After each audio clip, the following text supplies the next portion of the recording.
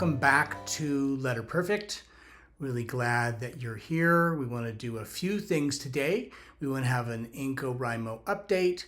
I want to talk about cursive italic nibs. So INCOWRIMO, it is the 22nd right now. I have got 17 letters written, a little behind. Had the California Pen Show last weekend, had some things today, so I'm a little behind. I've got 11 to go, but I will get there for sure. And I want to talk about one of the things that makes it fun for me today, which is the joys of cursive smooth italic nibs.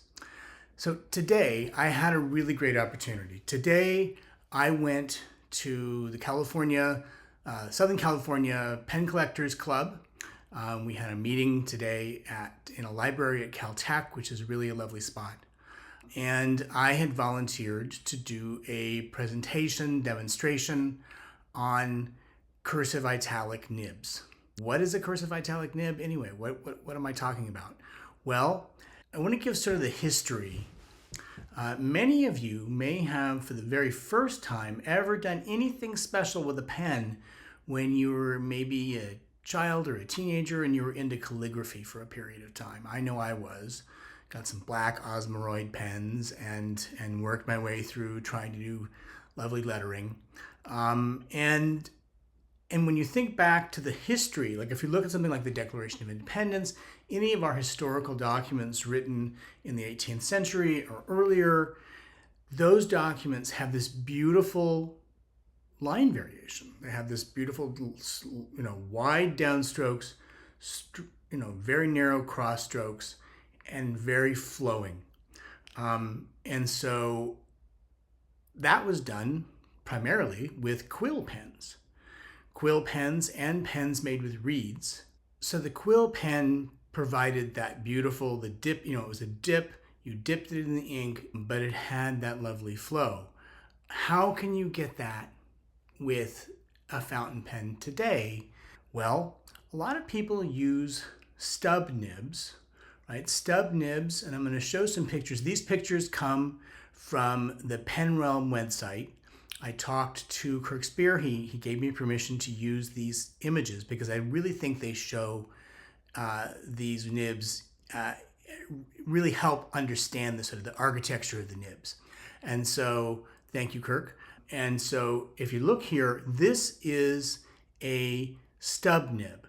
A stub nib has rounded sides, and I'll show you an example of what the writing from a stub nib looks like. You do have line variation, but you don't have very sharp corners, and so you do get less line variation, but it is smoother to write with. You can also use an italic nib. You can go all the way to the other side. An italic nib, as you can see here in the image, is it's just a rectangle, all sharp corners.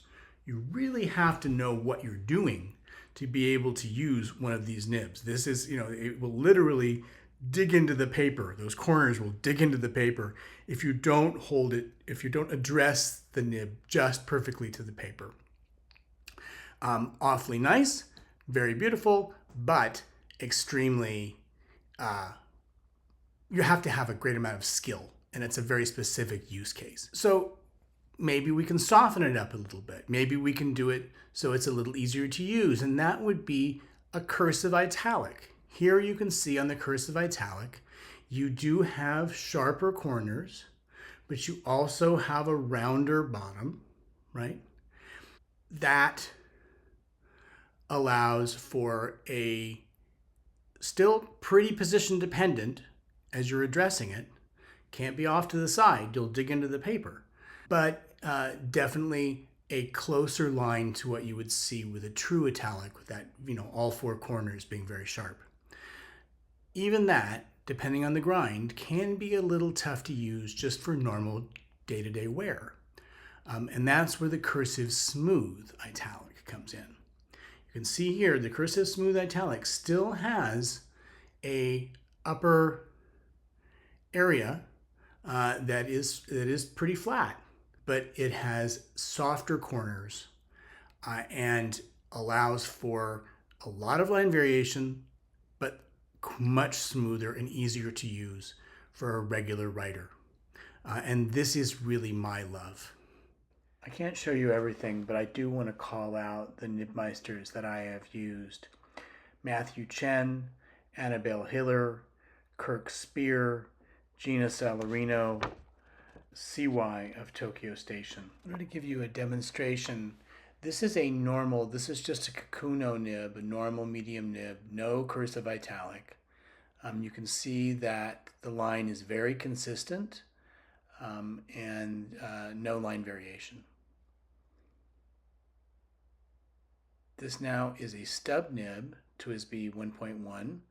You can see that there is some line variation, but it is considerably less and a little tough. I'm writing all of this on purpose at a pretty quick, regular way.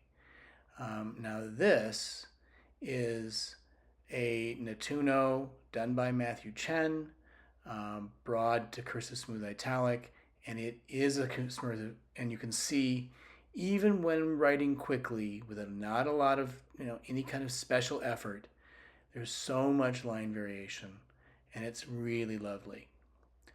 That's a broad that was done, and now I'll show you what it looks like with one that was a fine. This is a Waldman Grandeur. This is a fine nib that was ground by Kirk Spear into a Cursive Smooth Italic. And even in the finer line, you can see considerable line variation. And it just looks so much more pretty, in my opinion, than a standard line.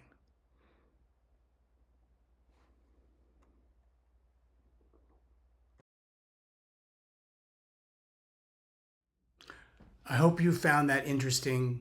I know that it was great fun to do that. One of the challenges that, of course, when I did this presentation today, people could play with those pens and they could try them out. That is something, I'd love to be able to reach through the screen and hand one to you, but that is, alas, not our choice. So there is the opportunity in some pen shops to do this, but the best opportunity you're going to have to do this is at a pen show somewhere near you, and there are pen shows all around the country. At a pen show or at pen shops, various different shops all across the country will host a nibmeister, and then they can actually they have testers of all the different nibs that they do, and you can play with those before you make a choice. So please do enjoy it if you get a chance. I do recommend it. Thanks. Make sure that you subscribe and like this video. That really does help this fledgling channel. And make sure in the comments you put in any questions in. And also, if you're doing INCOWRIMO, tell me how many letters you have written and if you think you're going to make it. And as I said before in one of my earlier videos, you don't have to do 28 in 28 days. That's something I've committed to do. But like I said, you could write 1-2 letters, and that would be your INCOWRIMO, and that would be great. So if that's how many you've written, please put that in the comments as well. Anyway, great to see you. Thank you for coming, and we'll see you next time.